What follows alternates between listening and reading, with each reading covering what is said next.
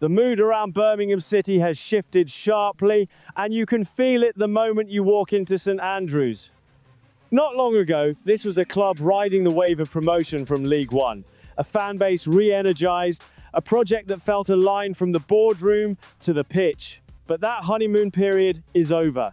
Chris Davies now finds himself under intense pressure, with his side drifting in mid-table and the playoffs slipping further out of reach. One win in the last 6 games has drained belief, and with 10 points to make up and just 7 matches left, time isn't just running out, it's virtually gone. The tension is no longer subtle. Every decision, every substitution, every drop point feels like it could define his future. That pressure is amplified by the expectations of Knighthead, the American ownership group that didn't invest heavily just to see Birmingham stand still in the championship. Promotion last season wasn't meant to be the peak, it was meant to be the foundation. Instead, performances have stalled. There's a growing feeling among supporters that this squad, full of potential and backed financially, hasn't developed tactically.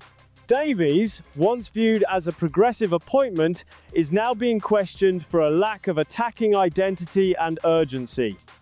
Birmingham has quietly become the sort of club where managers are judged quickly and replaced even quicker if they fall short of expectations. The recent defeat to Derby County only reinforced that sense. Another missed opportunity against a direct rival. Simply staying up isn't enough here. For many, this season already feels like a failure, and that perception is what makes Davies' position so vulnerable heading into the final run-in. And now, right in the middle of this situation, a name has emerged that changes everything: Lee Carsley. According to journalist Alan Nixon via Patreon, Carsley is preparing for a return to club management after linking up with a new agency. This isn't just another rumor, it's a scenario that makes a lot of sense. Carsley's record with England's under-21s speaks for itself: a 76% win rate, 2 trophies, and a reputation for building dynamic, fearless sides. More importantly, he understands Birmingham, he's worn the shirt, been part of the coaching staff, and has already had a brief spell leading the club. The FA are reportedly willing to let him go if the right opportunity comes up. Suddenly, what once felt speculative now feels very real. And for Davies, that raises the stakes significantly.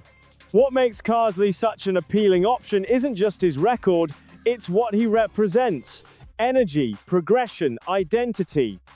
His England under-21 side has been defined by intensity, quick transitions, and a willingness to trust young players in big moments. Those are exactly the qualities Birmingham fans feel are missing right now.